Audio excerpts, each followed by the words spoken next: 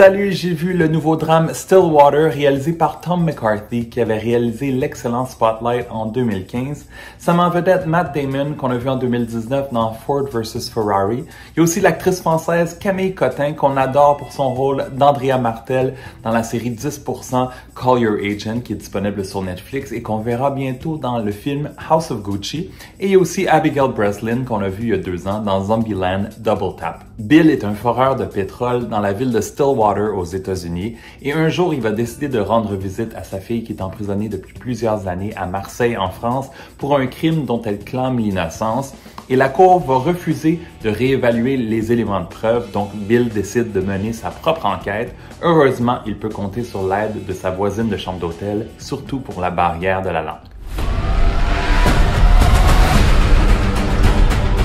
It will be a serious mistake to commit a crime to prove your daughter innocent. It will not get her out of jail, and it will send you in. L'histoire de départ est en partie basée sur celle d'Amanda Knox et sur le sujet, vous pouvez voir l'excellent documentaire du même nom disponible sur Netflix.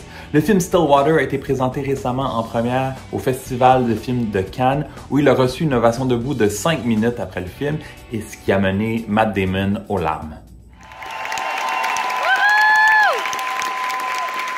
Dans ce film, il joue un redneck très stiff, qui a peu de mots, qui n'exprime pas très bien ses émotions, mais on y croit. Un air bête auquel on s'attache, c'est clairement une des meilleures performances en carrière pour Matt Damon. Duo surprenant avec Camille Cottin, que j'adore, qui est parfaite ici. Une super chimie avec elle et Matt Damon. Et la jeune qui joue sa petite est adorable. Le duo mère-fille amène vraiment un peu de lumière à ce film très lourd, avec un sujet très difficile. Abigail Breslin est très bonne aussi. Par contre, quand je l'entends, j'entends la voix de Demi Lovato. Elle parle beaucoup comme elle. Ils ont une voix très semblable, ce qui est très étrange. On aurait peut-être gagné à la voir un peu plus. J'aurais aimé peut-être voir un peu plus sa vie à l'intérieur de la prison, mis à part ses visites avec son père. La réalisation du film est très classique, même peut-être un peu trop. La musique très peu présente. C'est un film très long et lent qui prend son temps. Par contre, ça nous donne le temps de vraiment s'attacher aux personnages. L'histoire est très intéressante, mais le scénario est un peu moins satisfaisant dans la dernière demi-heure. Ça se déroule à Marseille, donc on nous parle beaucoup français, ce qui est très le fun. Et la relation entre le personnage de Matt Damon et la petite Maya est vraiment très touchante. En résumé, j'ai beaucoup aimé le film Stillwater qui fait changement des gros blockbusters estivaux ces temps-ci. Ça dure 2h20 et je lui donne 3 étoiles et demie sur 5.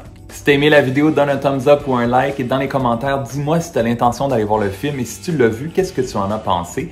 Tu sais que tu peux me suivre sur ma page Facebook, sur mon compte Instagram, sur mon compte Twitter et abonne-toi à ma chaîne YouTube parce que dans quelques jours, je vais vous présenter ma critique du film très attendu, The Suicide Squad. Ciao! Lord, please keep a watchful eye on Allison. Amen. Police. Did you ask her to lie? I'm trying to get my little girl out of jail. That's all I give a damn about. You sound very American right now. Good.